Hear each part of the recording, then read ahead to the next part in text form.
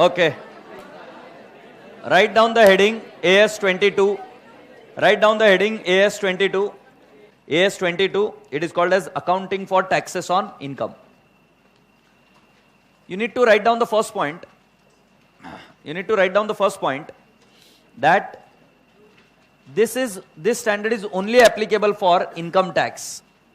This standard is only applicable for income tax, not for indirect taxes like GST or excise or customs. This standard is only applicable for income tax. So, वैसे तो ये खुद ही self explanatory है, उन्होंने खुद ने बोला it is on what, taxes on income.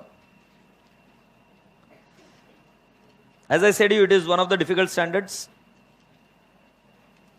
Everyone is now going to draw a small format in your notebook, and it is extract of P&L account. Write down the heading extract of P&L account. Extract of P&L account. Extract मैं आपके सामने open कर रहा हूं, ये जरा देख लीजिएगा. कंपनी फाइनल अकाउंट जो टॉपिक था आपका, उसके अंदर हमने P&L अकाउंट देखा था. ये P&L अकाउंट का फॉर्मेट मैं आपके सामने पेश कर रहा हूं, ये चेक कर लीजिए.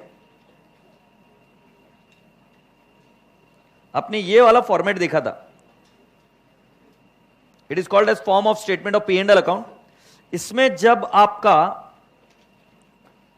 प्रॉफिट बिफोर टैक्स आता था PBT, उसमें से आप लेस करते थे टैक्स एक्सपेंस, और दो टैक्स एक्सपेंस थे, एक था करंट टैक्स और दूसरा था डेफर्ड टैक्स. तो मैं अभी वो वापिस रिपीट कर रहा हूं, और उसके बाद में करंट टैक्स क्या होता है और डेफर्ड टैक्स क्या होता है समझाऊंगा. आई रिपीट, शेड्यूल 3 में जब हमने P&L अकाउंट पढ़ा था, तो शेड्यूल 3 के P&L अकाउंट में दो चीजें लिखी हुई थी. एक लिखा हुआ था PBT, प्रॉफिट बिफोर टैक्स, उसमें से लेस हुआ tax expense.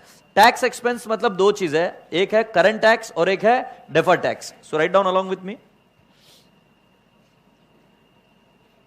So I will have extract of P&L account. Extract of P&L account. It is as per schedule 3. इसके अंदर ऐसा बोला हुआ था कि आपका है PBT, प्रॉफिट बिफोर टैक्स, और इसमें से लेस हुआ टैक्स एक्सपेंस. और इस टैक्स एक्सपेंस को मैं अगर आपको सही से बताऊं तो इट इज करंट टैक्स, और दूसरा वाला है इसके अंदर डेफर्ड टैक्स. डेफर्ड टैक्स, और ये दोनों ऐड होकर इधर से होते थे लेस. PBT में से लेस होता है करंट टैक्स और डेफर्ड टैक्स, और उसके बाद में जो आपको मिलता है वो होता है PAT. It is called as profit after tax. Now lovely people, आपको एक और चीज बता दूं, deferred tax can be plus और minus both. I repeat, deferred tax can be what, plus और minus both. Current tax can never be negative. Current tax will always be positive, but deferred tax can be either plus, either positive or negative. अब बच्चों को यह भी बात पता नहीं होती कि deferred tax positive negative दोनों हो सकता है. Deferred tax can be both positive as well as negative. ये जो है, it is as per ITR. What is ITR? Income tax return. जो income tax return में आप टैक्स कैलकुलेट करते हो, वो टैक्स करंट टैक्स कहलाया जाता है. और आप देखिए ITR में टैक्स या तो जीरो आएगा या टैक्स क्या आएगा, positive. It can not be negative. मतलब गवर्नमेंट ऐसा नहीं बोलेगी कि इस बार तेरे को लॉस हुआ तो तेरा जो पैसा है मैं तेरे को वापस रिफंड कर रही है. नो. सो ITR में tax can either be zero और can be positive. So boys and girls, current tax मतलब which is as per the ITR. Then there is next thing, deferred tax. This is as per AS22. This is as per AS22. तो being a responsible faculty, मेरे ऊपर जिम्मेदारी बढ़ती है कि मैं आपको इन तीनों चीजों की जुगलबंदी करके दूं. सर तीन कौन सी, दो ही दिख रही है. तीसरी चीज है एडवांस टैक्स. तो मैं इन तीनों चीजों की जुगलबंदी कर आपको बताऊंगा, क्योंकि तीनों चीज अलग अलग जगह पे देखने को मिलती है. करंट टैक्स आपको ITR में देखने को मिलेगा, डेफर्ड टैक्स आपको AS22 में देखने को मिलेगा, एडवांस टैक्स आपको ITR में ही देखने को मिलेगा कि कितना एडवांस टैक्स भरा है. तो एडवांस टैक्स हम सबसे लास्ट में देखेंगे. शुरुआत में हमारा फोकस है कि what is current tax. So boys and girls, current tax का मतलब है, करंट टैक्स का मतलब है tax as per income tax act. ये सिंपल सा रूल है, tax as per income tax act. ये बात मैंने लिख दी.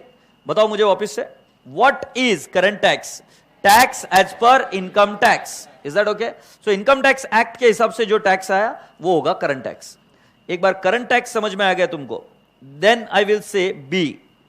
इसकी एंट्री क्या है, इधर ये एंट्री लिख देते हैं। इसकी एंट्री होगी, जिन बच्चों को नहीं पता ध्यान से सुनना, you can say current tax और income tax, whatever you want to say. टू कैश नहीं होता, टू प्रोविजन फॉर टैक्स होता है। टू प्रोविजन फॉर टैक्स मतलब मैंने आपको यह बता दिया कि इसकी एंट्री क्या है। करंट टैक्स और income tax to cash oblique bank नहीं है, to what, provision for tax. क्योंकि कैश ऑब्लिक बैंक हम एडवांस टैक्स के रूप में भरते हैं। एडवांस टैक्स की एंट्री होती है advance tax to cash oblique bank. इधर कैश ऑब्लिक बैंक पेड नहीं होता, इधर प्रोविजन क्रिएट होता है। तो सर इसका कहां पर जाएगा करंट टैक्स? ये जाएगा शेड्यूल 3 P&L अकाउंट में। एग्रीड? सर ये प्रोविजन फॉर टैक्स कहां जाएगा? ये जाएगा short term provision, balance sheet liability side. ये जाएगा short term provision, balance sheet liability side. तो क्या मैं आपको दो चीजें समझाने में कामयाब हुआ क्या? So I repeat, what is the entry of current tax? The entry of current tax is current tax और income tax account debit to what, provision for income tax. इसमें कोई चिंता की बात नहीं है, ये इनकम टैक्स एक्ट के हिसाब से कैलकुलेट करोगे। आईटीआर है, आईटीआर में जो आपके ये होते हैं ना, क्या कहते हैं उसको, आपके स्लैब्स होते हैं, उस स्लैब्स के हिसाब से जो भी आप टैक्स कैलकुलेट करोगे वो वाला टैक्स है। Done? Raise your hand those who have got a query. तो क्या मैं आगे ले सकता हूं? अब मैं आपको लेके चलता हूं डेफर्ड टैक्स। क्या डेफर्ड टैक्स के लिए कुछ स्टोरी है, वो पहला पूरा स्टोरी आपको समझना पड़ेगा, फिर समझ में आएगा कि डेफर्ड टैक्स से कॉन्सेप्ट आया क्यों। तो मेरी बात ध्यान से सुनो, अकाउंट्स की इनकम और टैक्स की इनकम सेम नहीं होती। अकाउंट्स की इनकम और टैक्स की इनकम सेम नहीं होती। आप पूछोगे क्यों सेम नहीं होती? क्योंकि दोनों के डेप्रिसिएशन रेट अलग अलग है। ऐसा भी हो सकता है कि कहीं पर डिडक्शन ज्यादा है टैक्स में और कुछ केसेस में डिडक्शन है ही नहीं अकाउंट्स में। ऐसे वाइसा वर्सा बहुत सारी चीजों की वजह से इनकम और टैक्स की इनकम सेम नहीं होती। तो मैंने फर्स्ट लाइन लिखा क्या, डेफर्ड टैक्स की स्टोरी बता रहा हूं, स्टोरी लाइन चालू है। तो स्टोरी क्या है? डेफर्ड टैक्स के लिए फर्स्ट पॉइंट आपको समझना पड़ेगा, अकाउंट्स की इनकम मतलब जो मैं आपको सिखाता हूं, और टैक्स की इनकम मतलब जो आपको आपके टैक्स की फैकल्टी सिखा रहे। टैक्स इनकम ये कंपटीशन के हिसाब से इट मे बी सेम और it may not be same, but in majority case it is not same. हाँ, कुछ केसेस में सेम भी हो सकता है अगर डिफरेंस है नहीं तो, but in majority of the cases there is a difference. कौन सी दो इनकम में फर्क है जल्दी से बताओ? अकाउंट्स की इनकम और टैक्स की इनकम। अब जो अकाउंट्स की इनकम और टैक्स की इनकम में जो फर्क है, उस फर्क को हम कहते हैं, डिफरेंस को हम कहते हैं, ये जो डिफरेंस है ये बना स्टोरी नंबर 2 का पार्ट। ये जो डिफरेंस बनता है, this difference is divided into 2 parts. One is called as timing difference and the other one is called as permanent difference। नाक मत कटाना नालायको, एक को बोल दिया परमानेंट डिफरेंस और दूसरे को बोल दिया टेम्पररी डिफरेंस। नाक कटा क्या हो गया नालायको? एएस के रचेता मत बनो। एक है टाइमिंग डिफरेंस और दूसरा है परमानेंट डिफरेंस। अब यहां से एएस पकड़ रहा है अपनी चाल, ध्यान से सुनते रहना। टाइमिंग डिफरेंस वो होता है विच originate in 1 year and reverses in 1 or more future year। Timing difference वो होता है which originate in 1 period but which reverses in 1 or more accounting period। Now I see question mark on your faces. What does that mean? Let's talk about section 43B। What have you learnt in section 43B? If I talk about interest, interest का deduction tax में allowed है only when it is paid and when TDS is deducted। Am I communicating clearly? अगर आपको income tax में deduction चाहिए, agreed, तो अगर मैं इधर लिखूं सेक्शन 43B, तो सेक्शन 43B का क्या चलता है? देखो रूल क्या है। अकाउंट्स कहता है एक्रूअल पर ले ले, एक्रूअल पर डिडक्शन ले ले, मतलब इंटरेस्ट टू आउटस्टैंडिंग इंटरेस्ट चलता है। से यस और no? Interest will go and hit in the balance, sorry, P&L account, and outstanding interest will go and sit in the balance sheet liability side. But अगर मैं tax की बात करूं, काय का एक्रूअल, टैक्स बोलता है पे इट, तो अगर इंटरेस्ट टू आउटस्टैंडिंग इंटरेस्ट रहा तो टैक्स बोलेगा नहीं, इस इंटरेस्ट को ऐड कर वापस। I repeat, interest to outstanding interest बोला मैंने एंट्री, तो तुम्हारा पीजीबीपी क्या बोलता है? पीजीबीपी में सेक्शन 43B है, वो बोलता है कि सर अगर interest is not paid then it will not be allowed as deduction. Not allowed as deduction मतलब उसका एक्सपेंस मिलेगा क्या? नहीं। बट मुझे सोच के बताओ, आगे आपके टैक्स के फैकल्टी ने आपको क्या पढ़ाया होगा? When it is paid do you allow deduction? तो इसका मतलब टाइमिंग डिफरेंस हुआ ना। अकाउंट्स में उसका डिफरेंस पहले दिया गया, बट टैक्स में उसका डिडक्शन आगे दिया गया। यस और नो? अकाउंट्स में डिडक्शन कब दिया? आज। टैक्स कब देगा? आगे, बट डिडक्शन तो मिलेगा। इसीलिए उसको नाम क्या दिया गया? Timing difference. मतलब डिफरेंस है, अकाउंट्स की इनकम और टैक्स की डिफरेंस है, बट क्यों है? क्योंकि एक ऐसी अमाउंट है जो इस साल में आ रही है, बट वो अगले साल में कहीं ना कहीं रिवर्स हो जाएगी। मैं आपको और कुछ एग्जाम्पल देता हूं। इफ आई से you section 32 of your income tax act that talks about depreciation under section PGBP, agreed? उस केस में क्या होता है सुनिए। सेक्शन 32 अकाउंट्स बोलता है कि जो कॉस्ट ऑफ द असेट है उस कॉस्ट ऑफ द असेट पर डेप्रिसिएशन दे दो, बराबर है कि नहीं? बट टैक्स कभी कभी क्या बोलता है? जो कॉस्ट है उस पर डेप्रिसिएशन दो और एक चीज दो, एडिशनल डेप्रिसिएशन भी दे दो। अब क्या हो रहा है? ये डेप्रिसिएशन के अमाउंट और ये डेप्रिसिएशन के अमाउंट इस साल में सेम नहीं है, हां या नहीं?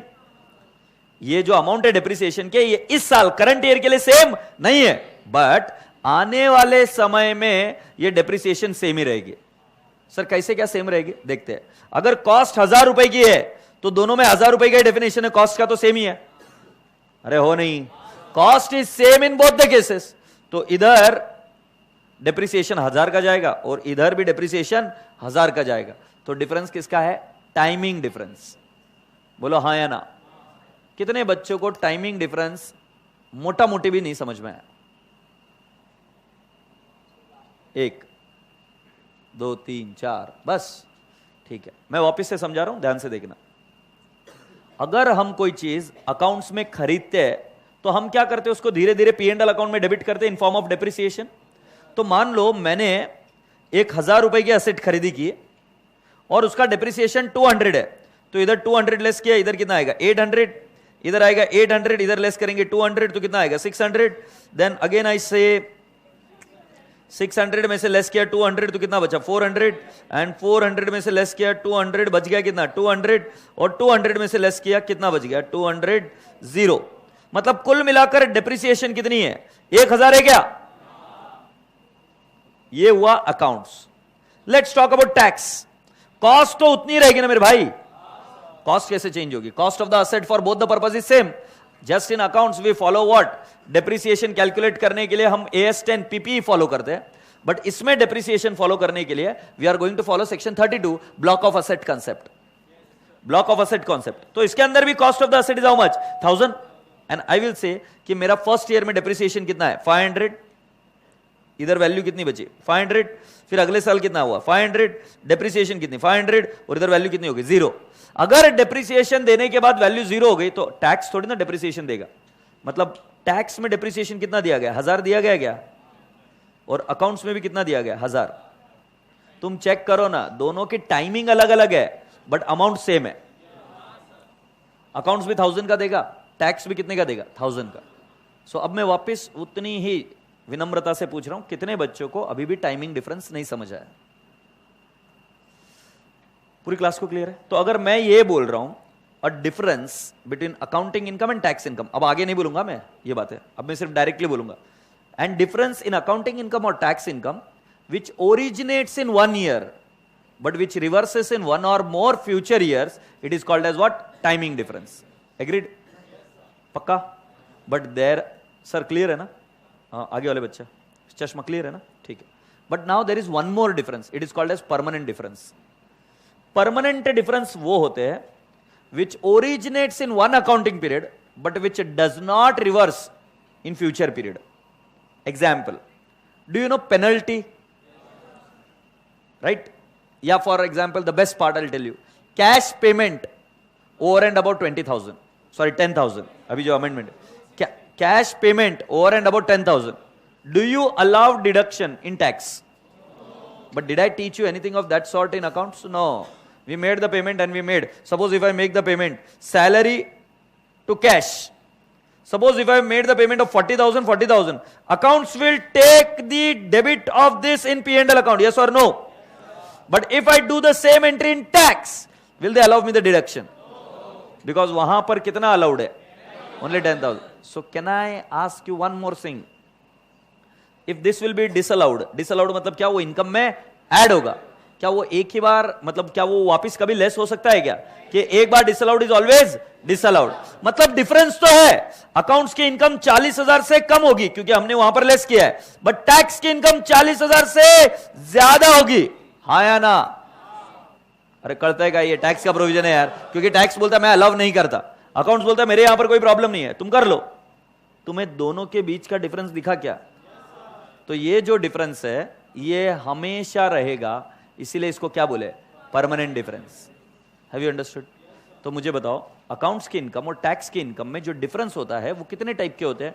दो, एक और दूसरा परमानेंट डिफरेंस। जो टाइमिंग डिफरेंस है, इट ओरिजिनेट्स इन वन और more accounting period and reverses in one और मोर अकाउंटिंग पीरियड। कीवर्ड कौन सा है? Originates and reverses, agreed? और दूसरा कौन सा है? Permanent difference, which originates in one period but does not reverse in one or more accounting period. Say yes. So you have done a great job. Thumbs up. I'll give you one more example. Have you studied section 35, scientific research? In scientific research, there is a weighted deduction which is allowed. Weighted deduction मतलब आप 100 रुपया भरो, 100 रुपये का deduction नहीं, 125 का है, 150 का है, in some cases 200 का। अकाउंट्स ऐसा डिडक्शन नहीं दे सकता। अकाउंट्स बोल रहे भाई 100 रुपए दिया है तूने तो 100 रुपए ही लेस कर सकता है मैं। अकाउंट्स ऐसा कैसा बोलेगा? 100 रुपए दिया, कैश 200 से कम हो रही, कैसा बोलेगा? सो अकाउंट्स बोलता है expense to cash 100, but tax can say expense 150 to cash 150। I hope you getting my point. Weighted deduction. अब ये कौन सा डिफरेंस है आप मुझे बताओ, टाइमिंग या परमानेंट? क्योंकि जो डिफरेंस आ रहा है क्या कभी वो रिवर्स हो सकता है क्या? नहीं। I hope you people have understood. Now I am giving you good news. पूरा का पूरा स्टैंडर्ड बेस्ड है टाइमिंग डिफरेंस पर। परमानेंट डिफरेंस आया, you are out of the standard, कुछ नहीं करना, डू नथिंग। टाइमिंग डिफरेंस आया तो प्रोग्रेस करना है आगे। Have you all understood? चलो पूरी क्लास बताओ कौन से डिफरेंस को हम कंसीडर करें, टाइमिंग या परमानेंट? टाइमिंग। टाइमिंग डिफरेंस आया तो आगे बढ़ेंगे, परमानेंट डिफरेंस आया तो स्टॉप, null and void। इसके आगे AS22 is not applicable. So AS22 is only applicable to timing difference। मतलब अगर डेफर्ड टैक्स समझना है तो हम हिस्ट्री में है, स्टोरी में है, तो स्टोरी में मैंने आपको बताया timing difference and permanent difference. अब मैंने लिखा इधर, चलो अपन इतना लिख चुके हैं क्या अपन? चलो आप लिखो, ये लिखो। पहले क्या है? Accounting income is not equal to tax income, story. So this is not equal, so there has to be a difference. Then this difference is classified into how many parts? 2 parts. One is timing difference and the other one is what? Permanent difference. Timing difference will lead to what? Deferred taxation. But permanent difference, you are out of the standard. AS22 is not applicable. कुछ बच्चा पूछेगा permanent difference का क्या करना है? कुछ नहीं करना है, absolutely nothing। जैसे आप लास्ट स्टेज पे आओगे स्टैंडर्ड के, अपने आप समझ जाओगे क्यों नहीं करना है, क्योंकि अभी मुझे इसका ट्रीटमेंट बताना है। टाइमिंग डिफरेंस लिख चुके हो क्या? सो क्या मैं इधर लिख सकता हूं टाइमिंग डिफरेंस क्या होता है? So I am writing for you, timing difference क्या होता है? Difference which arises in one or more accounting period, and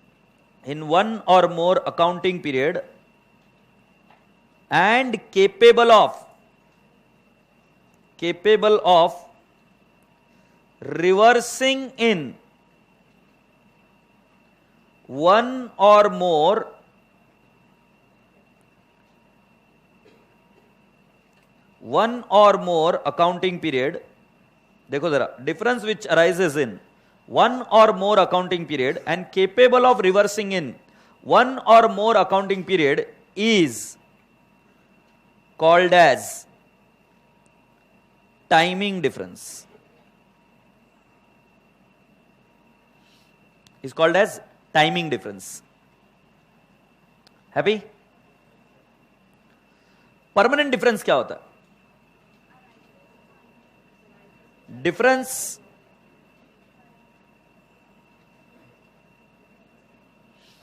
which arises in one or more accounting period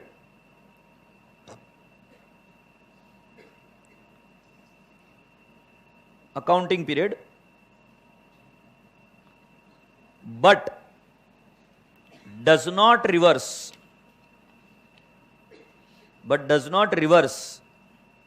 in one or more future accounting period. अब ये definition मैंने बनाया है, ये module में ऐसा डेफिनेशन नहीं है, मॉड्यूल मतलब स्टैंडर्ड में भी नहीं है। स्टैंडर्ड ने दो ही किया है, timing difference and permanent difference. और परमानेंट डिफरेंस का डेफिनेशन क्या बोला? Which is not timing is permanent. और लॉजिकल भी है, उनको जो डिफाइन करना है कैसे करना है, black and white, no grey area, black and white, या तो ब्लैक है या तो व्हाइट है, बात खत्म, तुम ग्रे नहीं बोल सकते उसको। तो उन्होंने क्या बोला, टाइमिंग को डिफाइन किया, परमानेंट को डिफाइन नहीं किया। तो परमानेंट का डेफिनेशन सिंपल दे दिया, which is not timing is permanent difference. अबे समझे क्या? ये डेफिनेशन मैंने बोला है, बट ऐसा कोई डेफिनेशन एएस में मौजूद नहीं है। क्या मैं अभी आपको आगे ले चल सकता हूं? चलिए आगे बढ़ते हैं। यस, लिख रहे हो? लिखो जल्दी से।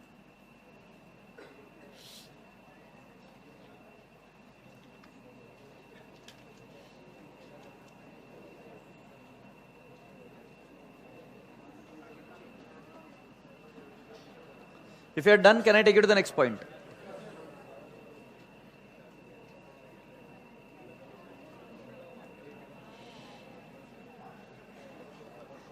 All right, here we go.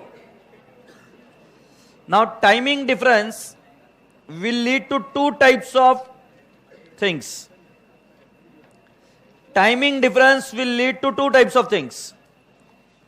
One is called as DTL, deferred tax liability, or it can lead to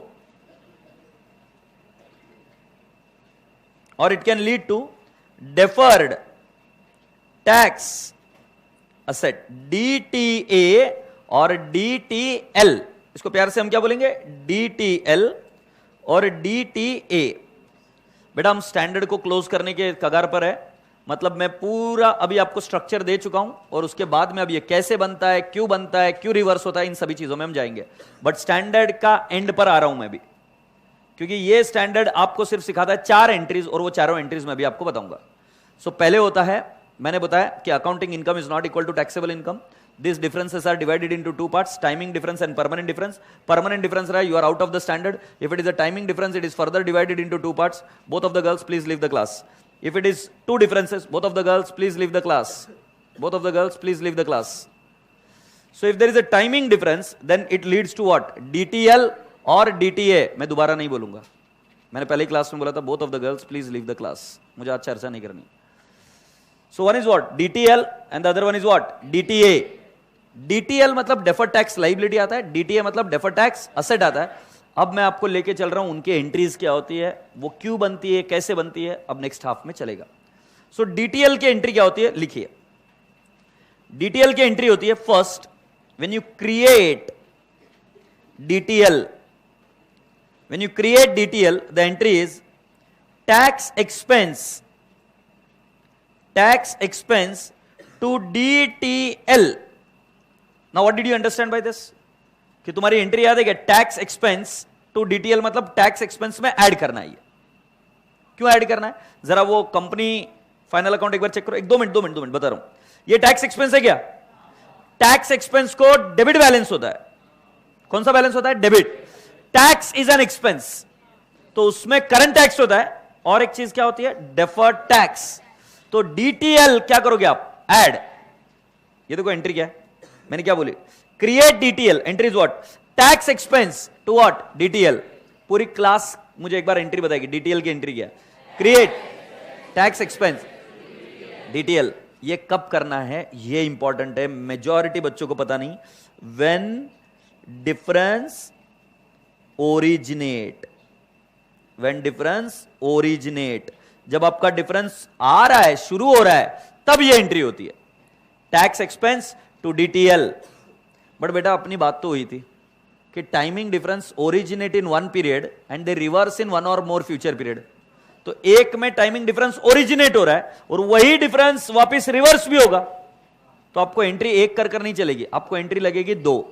एक ओरिजिनेट होते वक्त ये entry tax expense to what? DTL, और अब जब वो रिवर्स होगा, ये हुआ क्रिएट डीटीएल, अब मैं क्या बोलूंगा, रिवर्सल ऑफ डीटीएल। बेटा 100% हर एक डेफर्ड टैक्स रिवर्स होगा, और तब एंट्री होती है डीटीएल टू टैक्स एक्सपेंस। आइला, इसके अंदर क्या होता है सर, मतलब tax expense is getting credited, मतलब यहां पर टैक्स एक्सपेंस वाज एडेड, यहां पर क्या होगा, लेस। अगर आपको याद होगा तो मैंने कहा था कि deferred tax can B both positive and negative, और हर एक केस में डीटी हो या डीटीएल हो, एक बार ऐड होगा और एक बार लेस होगा। सो कब ऐड करना है, कब लेस करना है और क्यों करना है, और ऐसा आदमी कौन जन्मा जिसने ये सब प्लान किया, क्यों करने का, तो मैं बात करूंगा। तो पहले देखो, पहली वाली एंट्री बताओ, डीटीएल ओरिजिनेट हो रहा है तब टैक्स एक्सपेंस टू डीटीएल, और फिर DTL to tax expense, agreed. अब डीटीए की एंट्री देख लो, create DTA, create DTA, DTA की एंट्री आएगी डीटीए टू टैक्स एक्सपेंस। अला मतलब लेस करना है पहले, this is when create DTA, but मैंने बताया एंट्री एक नहीं हो सकती, दो होता है, तो इधर मैं क्या लिखूंगा, when difference originate, when difference originate, okay. फिर मैं सेकेंड पॉइंट लिख रहा हूं, reversal of DTA. Sir why you have to reverse DTA, बेटा जो क्रिएट होगा वो हमेशा रिवर्स होगा, रिवर्स होगा आगे के पीरियड में। Reversal of DTA, the entry is tax expense to DTA. If you have trust on me, ये यहां पर होगा add, if you have got trust on me, जो मैं अब आगे बोल रहा हूं वो करो। आपका ये स्टैंडर्ड मैं करवा कर दूंगा, मतलब करवा कर दूंगा, और आपको इतना अच्छा करवा कर दूंगा कि आप किसी को जाके एक्सप्लेन कर सकते हो। तो जो जो चीजें मैं आपको बोल रहा हूं उसके पास ध्यान देना। रेडी हो? पहले मुझे बताओ, जो जो मैं क्वेश्चन पूछ रहा हूं उसको बराबर से आंसर दो। क्या अकाउंट्स की इनकम और टैक्स की इनकम सेम होती है? क्या उन दोनों में डिफरेंस होता है? ये डिफरेंसेस दो प्रकार के, टाइमिंग, ओके, एक होता है परमानेंट टाइमिंग और एक परमानेंट। क्या परमानेंट डिफरेंस हम AS22 अप्लाई करेंगे? नहीं। परमानेंट डिफरेंस की कुछ एग्जांपल पता है? विच arises or originate in one accounting period but which does not reverse in one और मोर अकाउंटिंग पीरियड। मतलब वो अराइज तो होते हैं बट कभी रिवर्स नहीं होते। जैसे अगर आपको मैं कहूं कि आपने कैश में पेमेंट किया है, या अगर मैं आपको कहूं कि आपने कोई लीगल पेनल्टी भरी है, तो उसका डिडक्शन टैक्स नहीं देता है। जैसे सेक्शन 35 जिसमें वेटेड डिडक्शन मिलता है, टैक्स वेटेड डिडक्शन दे देता है बट अकाउंट्स वेटेड डिडक्शन नहीं ले सकता। I hope you have got this point now. दूसरा डिफरेंस होता है which is called as timing difference, which arises or originate in one period and which reverses in one और more accounting period. ये होता है टाइमिंग डिफरेंस। टाइमिंग डिफरेंस पर AS22 will apply. अब वो अप्लाई करेगा तो दो तरीके से बनता है, एक DTL और एक DTA।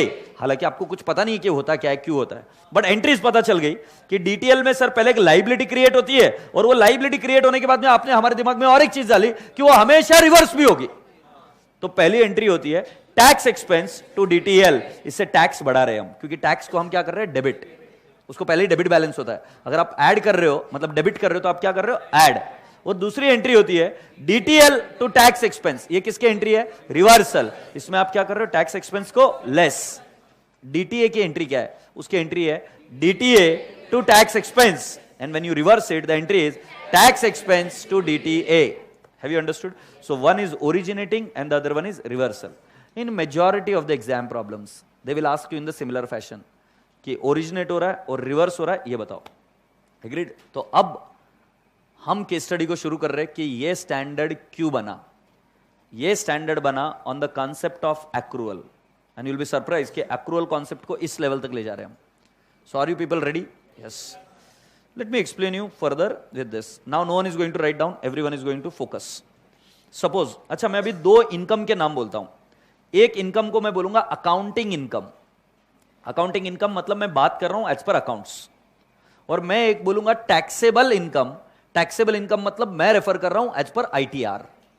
आई रिपीट, मैं दो इनकम के बारे में जिक्र करूंगा, एक अकाउंटिंग इनकम और एक जिक्र करूंगा taxable income. Accounting income is as per accounts और taxable income is as per tax. Please ध्यान देना, अभी प्लीज ध्यान देना। ये एक केस स्टडी और ये स्टैंडर्ड आपका हुआ। ट्रस्ट माय वर्ड्स, ये स्टैंडर्ड आपका हुआ। आगे जो भी कॉम्प्लेक्सिटी आएगी सब आ जाएगा। ये बेसिक चल रहा है। सो प्लीज सी, मैं अकाउंट्स की बात कर रहा हूं। अकाउंट्स में मान लो मेरा पैट है, सॉरी पीबीटी है, ईयर 1, 2, 3, 4, 5, राइट। मैं थोड़ा सा और लिखता हूं, प्रॉफिट बिफोर डेप्रिसिएशन लिख रहा हूं, मतलब एक डेप्रिसिएशन का इंपैक्ट देना बाकी है। और मैंने लिखा मेरा प्रॉफिट है 1000, 1000, 1000 और 1000 और 1000, एग्रीड। और मैंने कहा कि जी मेरी डेप्रिसिएशन है, मैं इधर साइड में लिख के रखता हूं कि मैंने एक असेट बाय करके रखी है, asset which is costing me 1000 and I have to depreciate it in how many years, life 5 years. तो अगर लाइफ 5 ईयर्स है तो I will say depreciation 200, 200, 200 and 200 and 200। Say yes. So 1000 minus 200 will turn out to how much? 800, 800 and 800 and 800. So if you see, my performance is same in all the 5 years. My performance is same. Sir, how do you say that? Because my profit is same, and when I am subtracting the depreciation, my profit before tax, which I call it as PBT, is 800. Then I have to subtract what? Current tax. मतलब जब deferred tax ये standard था ही नहीं, तब क्या था? Current tax था सिर्फ। सो करंट टैक्स कैसे कैलकुलेट होता है? Current tax is calculated as per income tax act, याद है ना आपको? Current tax is calculated as per income tax act. Income tax act में आप क्या निकालते हो? आईटीआर में आप कंप्यूट करते हो आपकी इनकम, और उस इनकम पर क्या कैलकुलेट करते हो? टैक्स। तो अब मैं एक पन्ना छोड़कर आपको आईटीआर का बता रहा हूं, सेम ईयर। आईटीआर में क्या हुआ था? हमारा प्रॉफिट वहां पर भी तीनों साल 1, 2, 3, 4 and 5, I would refer it again more appropriately. Profit before depreciation was 1000, 1000, 1000, 1000 and 1000. Now my dear friend, I am saying I have purchased an asset, fixed asset for 1000 and the life is 5 years. अब मैंने आपको बताया accounts का और tax का depreciation देने का तरीका अलग अलग हो सकता है, और मैंने यह भी बताया कि ये कौन सा डिफरेंस होता है? Timing difference. अकाउंट्स ने बोला कि हम 200 डेप्रिसिएशन हर साल देंगे, बट टैक्स बोल रहा है नहीं, मैं तो आपको 1000 का डेप्रिसिएशन एक ही साल दे दूंगा। कितने का? 1000 इन 1 ईयर इटसेल्फ। होगा उनका कोई क्लॉज, उस केस में उन्होंने बोला कि आप ऐसा कुछ काम करो तो आपको डिडक्शन तुरंत उसी का उसी साल मिल जाएगा। तो उस केस में क्या हुआ? लेस मैंने कहा डेप्रिसिएशन 1000 फर्स्ट ईयर में, तो जाहिर सी बात है इधर कुछ भी नहीं आएगा। सो अब मेरा प्रॉफिट बिफोर टैक्स कंपटीशन के हिसाब से वो कितना आ जाएगा? 0, 1000, 1000, 1000 एंड 1000। अब सरप्राइजिंगली देखो, मेरा टैक्स आएगा इधर at the rate of 30%। First year में 0, दूसरे ईयर में कितना? 300, 300, 300 एंड 300, एग्रीड। तो अगर आप देखेंगे 0 minus 0 इज 0, इधर आएगा 700, इधर आएगा 700, 700, 700। क्या पूरी क्लास को समझ में आया क्या? ये मैंने क्या किया? आईटीआर। अब ऐसा फील करो कि AS22 था ही नहीं, AS22 नहीं था तो जाहिर सी बात है आपको करंट टैक्स की एंट्री करनी पड़ती, और आप करंट टैक्स की एंट्री करती, मैंने आपको ऑलरेडी सिखा दिया, income tax to what? Provision for tax. तो आप इनकम टैक्स कितना करते हैं हर साल? 300, पहला साल छोड़कर। आई रिपीट, पहला साल छोड़कर। तो अगर मैंने पहला साल छोड़ दूं तो करंट टैक्स 0 है, बट उसके बाद में कितना है? 300, 300, 300 एंड 300। अब यहां पर जब मैं मेरी इनकम देखूं, PAT, profit after tax 800, 500, 500, 500 and 500। अब सीए की नजर से मत देखो, एक ऑर्डिनरी इन्वेस्टर की नजर से देखो। पहले साल का प्रॉफिट दिख रहा है 800, उसके बाद का प्रॉफिट दिख रहा है 500, उसके बाद का प्रॉफिट दिख रहा है 500, so on and so fourth.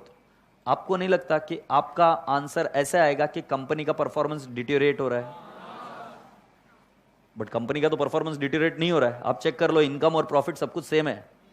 मतलब प्रॉफिट सेम होने के बावजूद भी जो ईपीएस कैलकुलेट होके आता है वो गलत आ रहा है।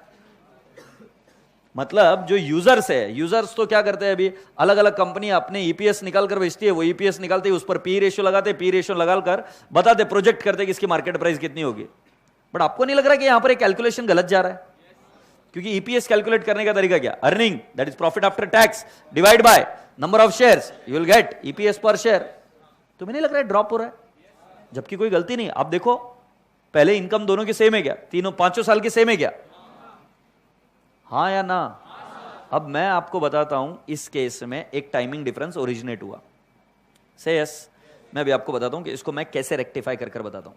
सो पहले ये केस स्टडी लिख लो कि पहले कैसे था। This is the case study. बिल्कुल ऐसे लिखना है बेटा, अकाउंट्स का और फिर टैक्स का, बिल्कुल ऐसे लिखना है। केस स्टडी अकाउंट्स, ये इधर आएगा ईयर और हेडिंग आएगी अकाउंट्स। आपको लिखना है profit before depreciation,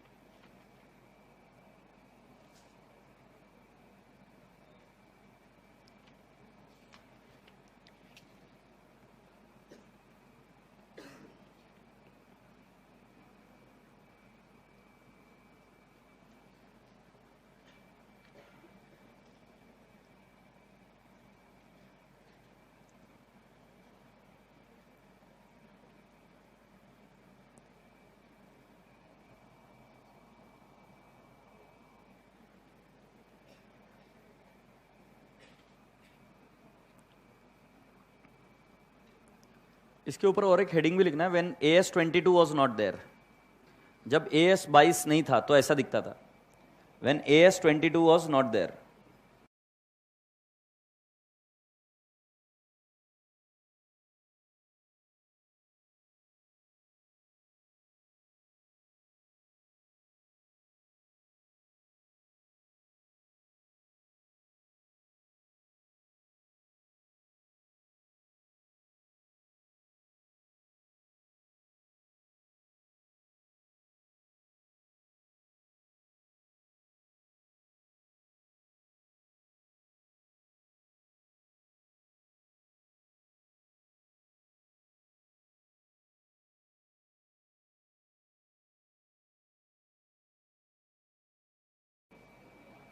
first year में करंट टैक्स जीरो क्यों है, इसका आंसर दूंगा, बट कुछ सवाल जवाब होंगे।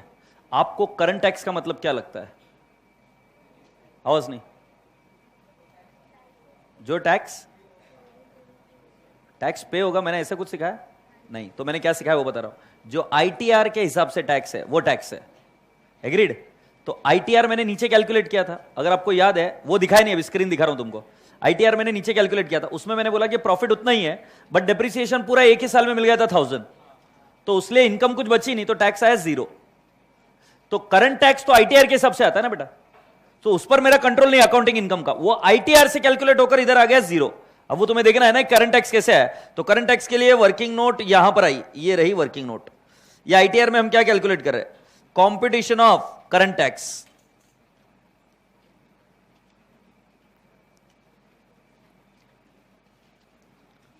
कॉम्पिटिशन ऑफ करंट टैक्स, तो बेटा जी फर्स्ट ईयर में 0 आया, फिर अगर आप देखेंगे तो 1000 इनकम थी और मैंने एट द रेट ऑफ 30% 300 लिया। चलो कंप्लीट करो। ये पहली केस स्टडी का पार्ट है, इसमें करंट टैक्स कैसे कैलकुलेट हुआ वो बताया।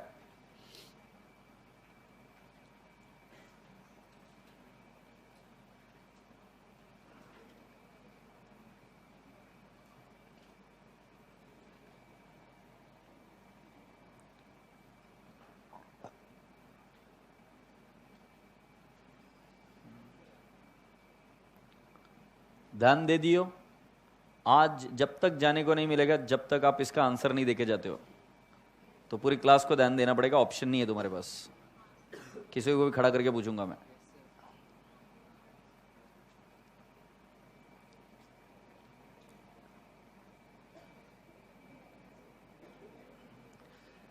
इधर डेप्रिसिएशन एक ही साल में क्यों लेस कर दिया? क्योंकि मैंने बोला इनकम टैक्स के प्रोविजन के हिसाब से वो एक ही साल में लेस हो रहा है। अकाउंट्स में कैसे लेस हो रहा था, एसएलएम, बट इधर कैसे लेस हो रहा है, इन वन गो। अब ऐसा क्यों? क्योंकि वो था ऐसा रूल, तो लेस हो गया।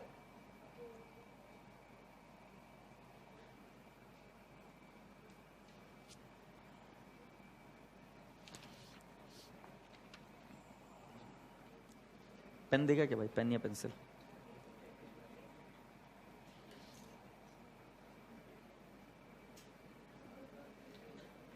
सादा पेन देना या पेंसिल देना? वो बॉल पेन दे।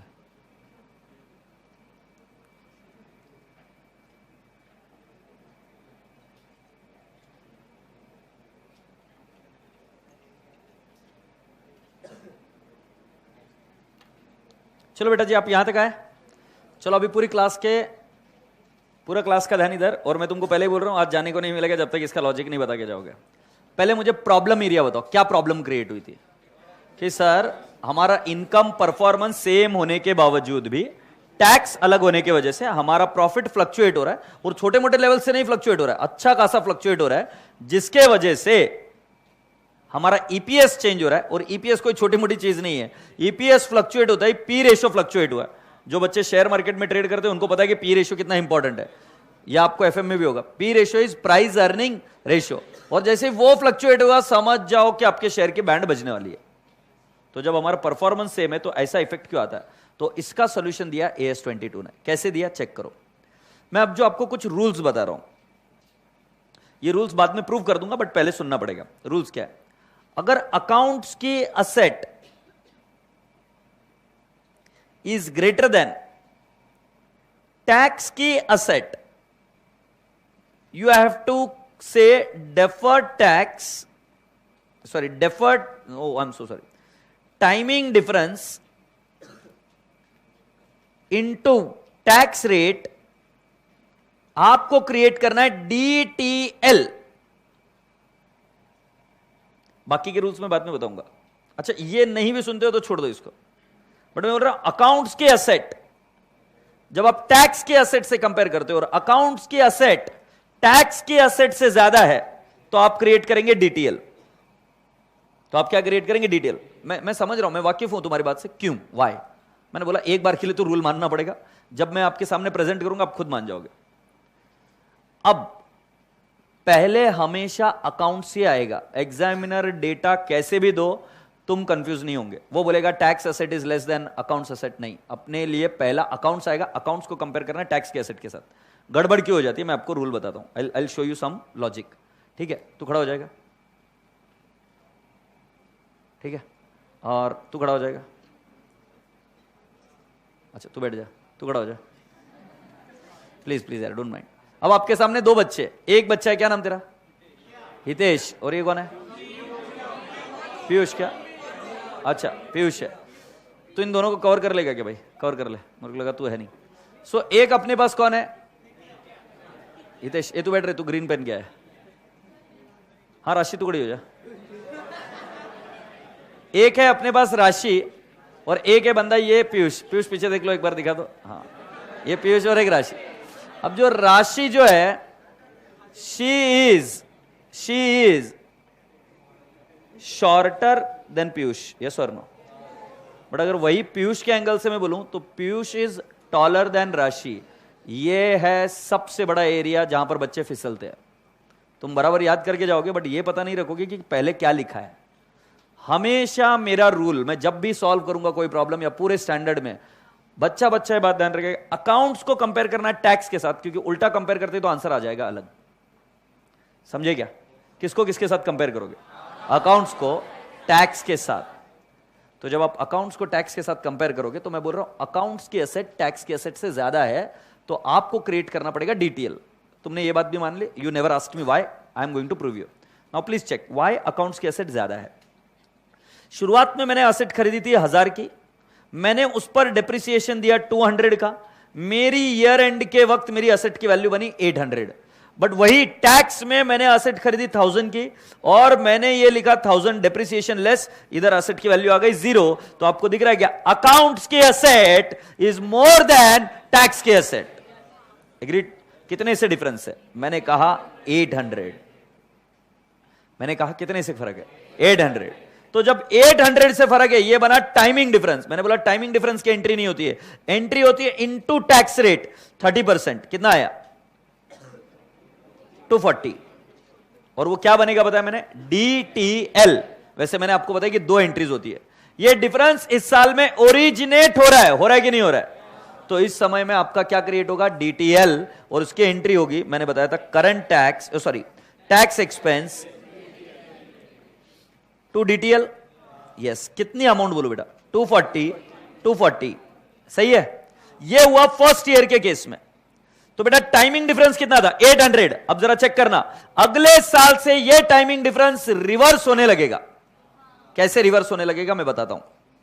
देखो बेटा, पहले साल टाइमिंग डिफरेंस कितना था? 800। अगले साल देखो 800 में से मैं लेस कर दूंगा और 200, कितना रह गया? 600। इधर तो असेट की वैल्यू 0 ही है टैक्स में। अब दोनों के बीच का टाइमिंग डिफरेंस कितना है? 600। बट बेटा पहले कितना हुआ करता था? 800। तो बेटा जी आपको क्या लगता है कितना रिवर्स हो गया? 200। ऐसे गधेड़े की जैसे बात नहीं करने का कि 800 पहले क्रिएट हुआ, अभी 600 और क्रिएट करो। अरे होपलेस, 800 वॉज क्रिएटेड, अब कम हुआ मतलब वो रिवर्स ही हो रहा है। It cannot originate. 800 ओरिजिनेट हुआ, अब ओरिजिनेट होगा तो 800 के ऊपर जाने को ना 1000, 1200, 1500 ऐसा। बट 800 से कम हुआ मतलब जो टाइमिंग डिफरेंस था वो रिवर्स हो गया। कितने से रिवर्स हुआ? 200। और आप खुद चेक करो, अकाउंट्स ने अभी डिप्रिसिएशन कितने का दे दिया? 400। कैसे? पहले साल 200 और दूसरे साल 200, तो टाइमिंग डिफरेंस क्या हुआ? रिवर्स। से यस, कितने से टाइमिंग डिफरेंस रिवर्स हुआ? मैंने कहा 200। 200 इंटू 30% कितना आ जाएगा? बशी घ्यायचं गांव भर फिरायचं, 60। और इसकी एंट्री जब रिवर्सल होती है तो हमने एंट्री सिखाई थी डीटीएल टू टैक्स एक्सपेंस, कितना आ जाएगा? 60। सर मैं क्या बोल रहा हूं, कच्चा पक्का भी समझ में आया तो ठीक है, बट पहले ये समझेंगे क्या कर रहे हैं। पहले मुझे बताओ, फर्स्ट ईयर अकाउंट्स की असेट कितनी थी? 800। टैक्स की असेट कितनी थी? 0। क्या पूरी क्लास को ये समझ आता है? अच्छा, ये जो डिफरेंस है इसको हम बोलेंगे टाइमिंग डिफरेंस। क्यों? क्योंकि over a period of time timing difference कितना हो जाएगा? 0। हाँ या ना? तो बेटा जी टाइमिंग डिफरेंस 800 था, मैंने टाइमिंग डिफरेंस को मल्टीप्लाई किया टैक्स रेट के साथ और वो कितना आया? 30। और मैंने आपको बताया कि जब अकाउंट की असेट टैक्स की असेट से ज्यादा होती है तो you create what? DTL. And accordingly I created DTL. Entry थी when you are originating timing difference, entry is tax expense to DTL, it is how much? 240। Whatever originates will reverse. So first year में हमारा timing difference 240, sorry tax expense 240 का है, DTL. Now what I am doing is I am reversing it. And what is the entry for that? DTL. I repeat, क्या entry है? DTL to tax expense. But कितने की करूंगा मैं? उतने का ही जितना रिवर्स हो रहा है। तो कितने का टाइमिंग डिफरेंस रिवर्स हुआ in second year? 200। So 200 into 30% कितना हुआ? 60। माई सिंसियर रिक्वेस्ट, किस बच्चे को यह समझ में नहीं आ रहा है, बिंदास आजू बाजू में मत देखो कि कौन को समझ में आ रहा है कौन को नहीं। तुमको नहीं आ रहा है हाथ ऊपर करो, कोई चिंता नहीं, मैं समझाऊंगा। मैं तुम्हारे लिए इधर आता हूं। सेकेंड ईयर का क्यों लिया ये क्वेश्चन ना? तो बेटा जी जो मैंने अभी लॉजिक पूरा नहीं समझा। लॉजिक कब क्लियर होगा? जब पूरी केस स्टडी बन जाएगी तब। बट मैंने तुमको एंट्री 1 नहीं 2 लिख कर दी थी। पहली एक ओरिजिनेट होते वक्त और एक क्या? रिवर्स होते हो। बस मैं अभी के लिए सिर्फ इतना एक्सप्लेनेशन दे सकता हूं कि ये टाइमिंग डिफरेंस रिवर्स हो सकता है। उसके लिए तुम्हें एक छोटा सा प्रूफ भी देता हूं कि पहले टाइमिंग डिफरेंस 800 हुआ करता था, अब टाइमिंग डिफरेंस 800 नहीं है, अब टाइमिंग डिफरेंस कितना है? 600। तो दोनों में फर्क कितना है? 200 का टाइमिंग डिफरेंस रिवर्स हुआ है। ठीक है, मैं वापस पूछता हूं, किस बच्चे को क्वेरी है? मैं अनफॉर्चुनेटली इसी बच्चे की क्वेरी लेकर सॉल्व कर दिया। वापस पूरा समझाऊं? देखो पूरी क्लास ध्यान से सुनो। मैंने कहा डीटीएल की एक एंट्री कभी नहीं होगी, entry will be more than 1। 1 is you originate तब, और एक रिवर्सल होगी तब। ये लिख कर दिया था मैंने, लिख कर दिया, तुमने एग्री किया, तुमने पूछा नहीं क्यों, और वो क्लियर होगा अभी। तो ओरिजिनेटिंग कितना था? 800। अब ओरिजिनेटिंग 800 है और उससे कम हो रहा है, 800 से कम हो रहा है मतलब वो रिवर्स ही हो रहा है, और 600 क्रिएट नहीं हो रहा है। क्या हो रहा है? रिवर्स। तो अब पहले 800 बैलेंस था, अब कितना है? 600। इसका मतलब कितना रिवर्स हो गया? 200। तो अब रिवर्सल की एंट्री उल्टी होती है, और वो क्या entry? DTL to tax expense. अब जब तुम टैक्स एक्सपेंस को डेबिट करते हो तो तुम क्या करते हो? ऐड। और जब तुम टैक्स एक्सपेंस को लेस करते हो तो तुम क्या करते हो? Less. Do you all appreciate? अच्छा, मैं और एक क्वेश्चन पूछता हूं, हर साल कितना टाइमिंग डिफरेंस रिवर्स होगा? 200। और हम टैक्स रेट कैसे निकालते हैं? 20%, 30%, 60। प्लीज सब बातें एक बार वापस से हम वेरीफाई कर लेते हैं फिगर्स के एंगल से, क्योंकि अब वो केस स्टडी कंप्लीट होने जा रही है, अगले 6 मिनट में हो जाएगा कंप्लीट। वापस से बता रहा हूं, पहले टाइमिंग डिफरेंस ओरिजिनेट हुआ 800, ठीक है, ईयर 1 800। अब इधर देखो, ईयर 1 800, अब इधर देखो, in the first year it was 800, but then it became 600, तो कितना रिवर्स हुआ 200, तो बैलेंस बचा 600। देन इट रिवर्स 200, तो कितना बैलेंस बचा 400। देन इट रिवर्स 200, तो बैलेंस कितना बचा 200। देन इट रिवर्स 200, तो बैलेंस कितना बचा 0। मतलब ओरिजिनेट हुआ 1 ईयर में और रिवर्स हुआ each of the next 4 years, कितना 200। से यस और नो। ओरिजिनेटिंग की एंट्री होगी tax expense to DTL and it was 800 into 30% to 40, बट जब रिवर्स होगा तब यही एंट्री रिवर्स होगी, वो एंट्री होगी DTL to tax expense 200 into 30 60। ऐसे कितने बार 60 रिवर्स होगा? 4 बार, तो 240 रिवर्स हो गया क्या? मैं आपसे वापस पूछता हूं, क्रिएट कितना हुआ था, रिवर्स कितना हुआ? और यही बात हुई थी कि मैं क्रिएट भी 240 करूंगा और रिवर्स भी 240 करूंगा। डन। अब चेक करते हैं। ये मैंने आपके सामने केस स्टडी बनाई थी, बराबर है, अकाउंट्स के। मैं इस पूरी केस स्टडी को वापस कॉपी कर लेता हूं और मैं लिखता हूं,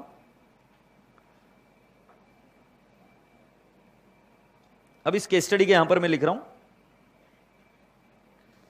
आफ्टर AS22। क्या लिख रहा हूं मैं? After AS22। AS22 आने के बाद क्या हुआ? आफ्टर AS22 बेटा मेरे हिसाब से करंट टैक्स तो चेंज नहीं हो रहा है, करंट टैक्स चेंज नहीं हो रहा है। अगर आपको टैक्स एक्सपेंस का फॉर्मूला पता होता तो मैंने क्या लिखा था? टैक्स एक्सपेंस का फॉर्मूला क्या लिखा था? करंट टैक्स प्लस और माइनस डेफर्ड टैक्स। AS22 जब था ही नहीं तब तो सिर्फ करंट टैक्स से लेस होता था। अब करंट टैक्स चेंज नहीं होता, बट अब जरा देखो मैं क्या कर रहा हूं। I am saying deferred tax का इफेक्ट। मैं ये नहीं बोल रहा हूं ऐड या लेस, मैं बोल रहा हूं डेफर्ड टैक्स।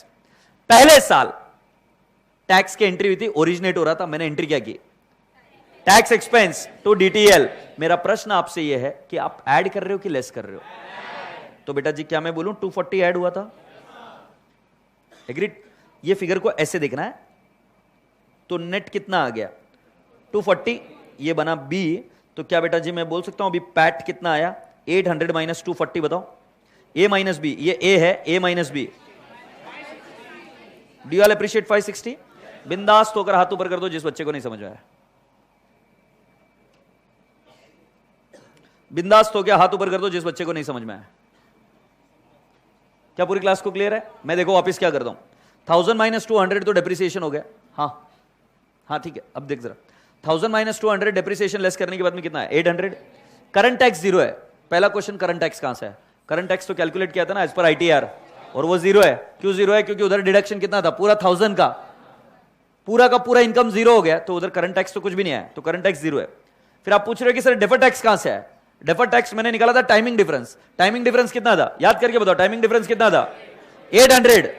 अरे हाँ नहीं, 800 पर मैंने कितना किया था? 30%। कितना आया था? 240। एंट्री मारो तो टैक्स एक्सपेंस टू डीटीएल, मतलब टैक्स एक्सपेंस में ऐड करूं या लेस करूं? ऐड। तो बेटा ये करंट टैक्स में मैंने ऐड कर दिया 240, तो टोटल टैक्स कितना हो गया? 240। अब बेटा जी मैं 800 में से 240 लेस करूंगा तो कितना आ जाएगा? 560। से यस और नो? कोई क्वेरी? गुड़िया समझ में आया आपको क्या अभी भी नहीं? पूरी क्लास को क्लियर? अब नेक्स्ट ईयर से 200 का डीटीएल रिवर्स हो रहा है।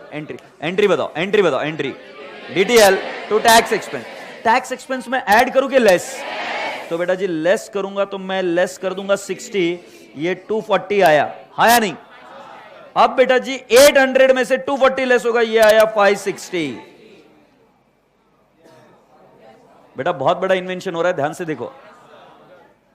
पहले साल मैंने डीटीएल क्रिएट किया, अब डीटीएल रिवर्स हो रही है। रिवर्स हो रही है तो हम क्या कर रहे हैं? टैक्स एक्सपेंस को कम कर रहे हैं। Tax expense as per current tax is how much? 300। But हमने एंट्री क्या की डीटीएल की? अभी रिवर्सल में DTL to tax expense. Entry के पास फोकस करो। टैक्स एक्सपेंस इज डेबिटेड और credited? Credited. So I add और लेस? लेस। तो बेटा 300 करंट टैक्स है, उसमें से 60 माइनस किया तो कितना आ गया? टैक्स 240। और ये 800 जो मेरी इनकम है इसमें से मैं कितना लेस करूंगा? 240। तो बेटा मेरा कितना आ जाएगा? 560। मैं 1 इंच आगे नहीं जाऊंगा जब तक आप मुझे बता नहीं देते हो, अगर क्वेरी है तो। नहीं तो मैं पूछूंगा, मैं पहले ही बोल रहा हूं, तुम्हारे पास ऑप्शन नहीं है, या तो मैं पूछूंगा या तुम मुझे पूछोगे। AS22 पढ़ा है तो आने को ना, मतलब आने को ना, बात खत्म, विषय संपला। कोई बच्चा ऑप्शन में नहीं छोड़ेगा। ये बात क्लियर है यहां तक? Can I now take it to the next step? अब अगले साल कितना रिवर्स हुआ? Same logic, DTL to tax expense 60, ये लेस किया, ये टोटल 240, 300 माइनस 8, 560। अगर ध्यान लगाओगे तो अब मेरी इनकम फ्लक्चुएट नहीं हो रही है। ये बहुत बड़ा इन्वेंशन था बेटा एएस में, and this is the rational of as 22। If the difference is coming because of timing difference, जिसकी वजह से एक साल का टैक्स ज्यादा दिख रहा है और अगले साल का कम, तो हम क्या कर देते हैं? डीटीएल क्रिएट कर देते। जैसे मैंने डीटीएल क्यों क्रिएट किया? करंट ईयर में टैक्स 0 आ रहा था, बट अकाउंट्स बोल रहा है कि मेरे हिसाब से टैक्स आना चाहिए 240। सही है सर? नो? कैसे 240? कैलकुलेटर पर लो, 800 इंटू 30%, 240। मतलब ये ऐसा भारी स्टैंडर्ड है कि जो टैक्स की इनकम पर टैक्स लगाने की जगह पे अकाउंट्स की इनकम पर टैक्स लगाकर बताता है पूरी चीज। चेक कर लो, हर साल की इनकम 800 है क्या? और हर साल की अकाउंटिंग इनकम अगर 800 है और टैक्स की इनकम और अकाउंटिंग की इनकम में फर्क सिर्फ टाइमिंग डिफरेंस की वजह से है, तो बेटा जी सारे ईयर का टैक्स अकाउंट्स की इनकम पर कैलकुलेट हुआ। चेक कर लो, 30% ऑफ 800, 240। यस और नो? बता यार फॉर्म में क्या है? पूरी क्लास को क्लियर? चलो अब भी तुमको वापस पूछ लेता हूं, किसको क्वेरी है? तो मैं मान के चल रहा हूं किसी को क्वेरी नहीं है, तो क्या मैं अभी किसी भी बच्चे को पूछ सकता हूं? ठीक है संतोष, माइक रेडी कर दे बेटा, माइक रेडी कर दो। कहां पे? हाँ ठीक है, चेक कर ले भाई चल रहा है कि नहीं चल रहा है। हाँ छोरी 2 मिनट बैठ अभी, नहीं तो बता के जा आंसर, आंसर बता के जा, ऐसा भाग कर नहीं चलता। ये दे रहे उसी छोरी को दे, भाग रही है गाउटी।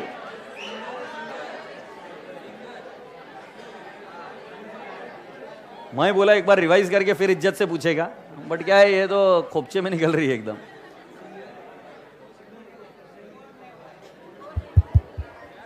हाँ बोलो मैम, क्या चल रहा है? लोकल। हाँ ये बता दो, मैं स्क्रीन ओपन करूं? हाँ बोलो, क्या बोलूं सर? जल्दी से पूरा क्या किया है यार प्लीज यार, सीरियस नोट पर मेरे को और 2-3 बातें बताने की, जल्दी से बताओ। ये कोई गाना ना नहीं गाएगी रे, जल्दी से बोल छोरी। क्या बोलूं मतलब ये एएस में मैंने क्या बोला, क्या सिखाया?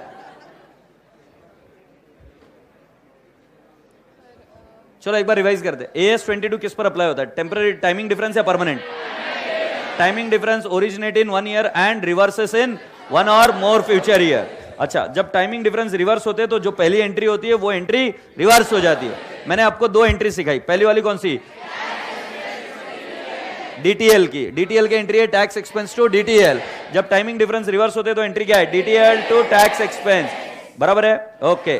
तो ये एंट्री से जब आप टैक्स एक्सपेंस को क्रेडिट करते हो तो टैक्स को क्या करना है? कम। और जब टैक्स एक्सपेंस को डेबिट करते हो तो टैक्स एक्सपेंस में क्या करना है? ऐड। करंट टैक्स कभी भी चेंज नहीं होता, वो as per income tax act आता है। डन? यस। अब मैं आपको बोलता हूं कि टाइमिंग डिफरेंस ओरिजिनेट होता है तो एंट्री होगी tax expense to DTL, reverse होगा तो क्या होगी? DTL to tax expense. Happy? Yes ma'am. Ma'am I am damn serious sir, please आज मजाक मत कर।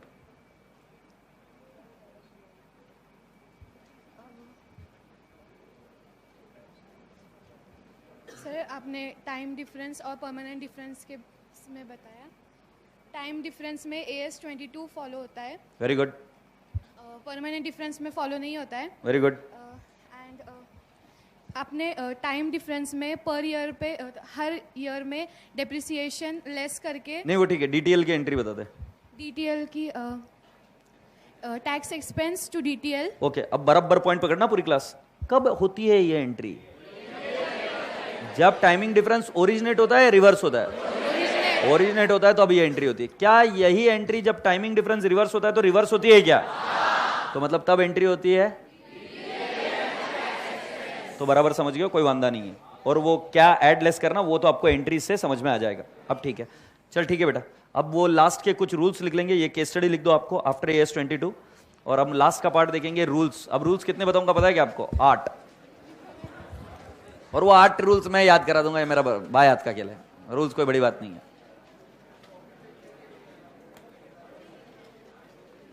जा छोरी जा, अभी क्या करूं? हाँ बट कल रूल्स तेरे को करने पड़ेंगे। 8 रूल्स अभी बताऊंगा मैं।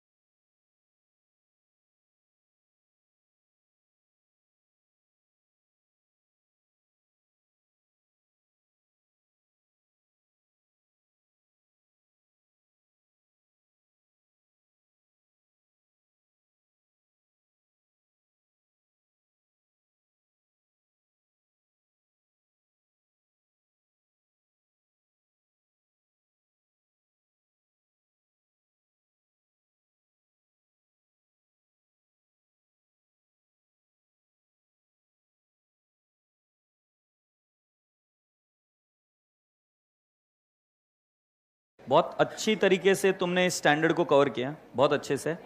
अब कल मुझे जो कराना है वो कॉम्प्लेक्स पार्ट कराना है थोड़ा बहुत, बट बहुत अच्छे से कवर किया। Keep up the good work. कल देखेंगे कल आइसक्रीम की लाइकी है कि नहीं है, कल पता चलेगा। हाँ वही मैं बता रहा हूँ, लाइकी कल नहीं, वही लाइकी कल पता चलेगी मॉर्निंग में। नहीं दिलाऊंगा नलायक तेरे को, तो गाउटी। ए चलो हो गया क्या बेटो? बस भाई अभी कितनी देर लिखोगे?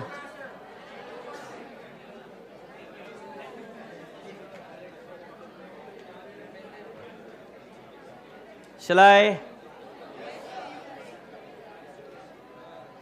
ओके अब देख लो ये इधर क्या कर रहा हूं मैं।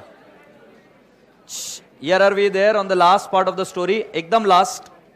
और ये रहा आपके सामने पूरा का पूरा माहौल। पूरी क्लास सुन लेते हैं, सुन लो, सुनो, नो जल्दबाजी, पूरी क्लास का ध्यान इधर। अगर अकाउंट्स और टैक्स, मैं हमेशा कंपेयर करूंगा अकाउंट्स को टैक्स के साथ। अकाउंट्स की asset is greater than tax की असेट, DTL, बट किससे? Difference into tax rate. Always this will be the rule. Difference को डायरेक्ट DTL नहीं बोलने का, डिफरेंस निकालने का, उसको मल्टीप्लाई करने का किसके साथ? टैक्स रेट के साथ। So in all the scenarios you will have to calculate the difference and multiply it with the tax rate and you get what? DTL. Next, accounts की asset कम है टैक्स के asset के हिसाब से, you create DTA. Accounts की asset, asset तो हो गया ना, अकाउंट्स की liability is greater than tax की liability, you will create DTA. अब ये तो तुम कॉमन सेंस लगाकर कर रहे हो। अकाउंट्स की liability is less than tax की लाइबिलिटी, DTL। एग्रीड? देन मैं अगली चर्चा करूंगा, अकाउंट्स की इनकम ज्यादा है टैक्स की इनकम के साथ। जैसे एक एग्जांपल, जैसे एक इनकम का एक एग्जांपल बताता हूं। अकाउंट्स की इनकम पहले साल थी 800 और टैक्स की इनकम थी पहले साल 0। यस और नो? अकाउंट्स की इनकम थी 800, याद करो। टैक्स की इनकम कितनी थी? 0। तो हमने क्या क्रिएट किया था? DTL। तो उधर क्रिएट होगा DTL। अकाउंट्स की income is less than tax की income, you create what? DTA। Accounts का expense is greater than tax का एक्सपेंस, यू क्रिएट DTA। और अकाउंट्स का expense is less than tax का एक्सपेंस, यू क्रिएट DTL। हो गया? 4 ही item रहते और चारों आइटम को हमने कंसीडर कर दिया। अब इसका शॉर्टकट देने की बारी है, क्योंकि तुम मुझे इसमें भी घोल करके आने वाला मुझे पता है। तो पहले लिख लो, उसके बाद मैं आपको इसका शॉर्टकट दूंगा। क्या करूं? ऊपर क्या है? सिर्फ अकाउंट्स और टैक्स है। अकाउंट्स में एसेट ज्यादा है टैक्स के एसेट से, तो DTL। अकाउंट्स की एसेट कम है तो DTA। अकाउंट्स की इनकम ज्यादा है तो DTL। अकाउंट्स की इनकम कम है तो DTA। अकाउंट्स की लाइबिलिटी ज्यादा है तो DTA। अकाउंट्स की लाइबिलिटी कम है तो DTL। अकाउंट्स का एक्सपेंस ज्यादा है तो सॉरी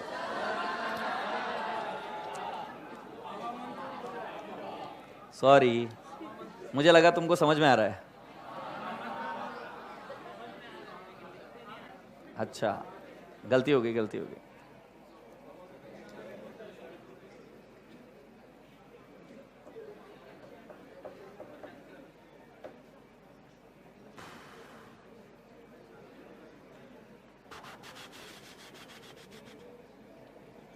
हाँ,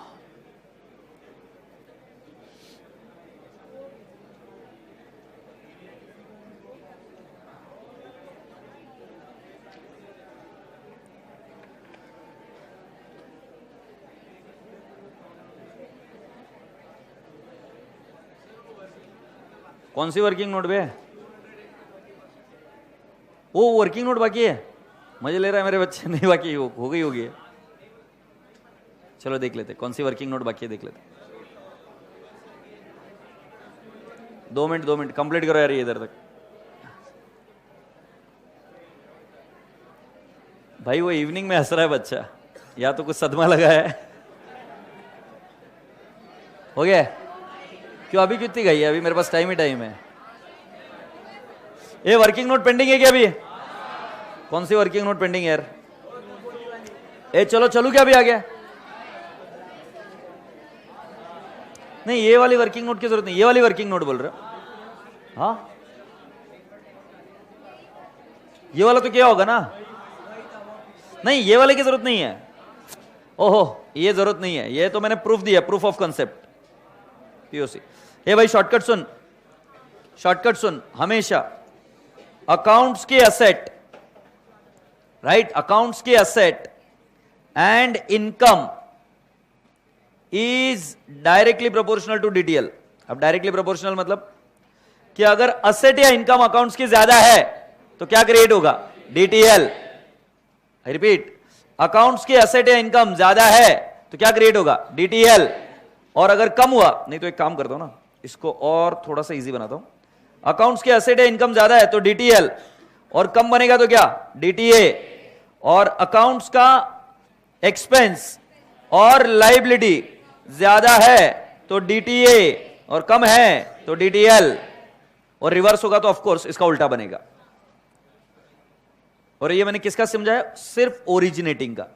रिवर्सल का मैं नहीं समझा रहा हूं, क्योंकि रिवर्सल का इसका उल्टा ही होता है। डीटीएल क्रिएट हुआ तो डीटीएल रिवर्स होगा, डीटीएल टू टैक्स एक्सपेंस। समझ में आया क्या? तो ये 4 लाइन का रामबाण उपाय, 2 लाइन सॉरी। प्रभु इनको ले जाए यार, तो अभी बहुत त्रास दे रहे हैं अभी। हाँ अब तुमको मेरे को समझ में आ गया कि डे 1 थे बच्चे तुम नालायक, अब तुमको डर ही नहीं लगता मेरा। अब कुछ भी कर लो, अब डर नहीं लगता है अभी। गाउटी हो गया।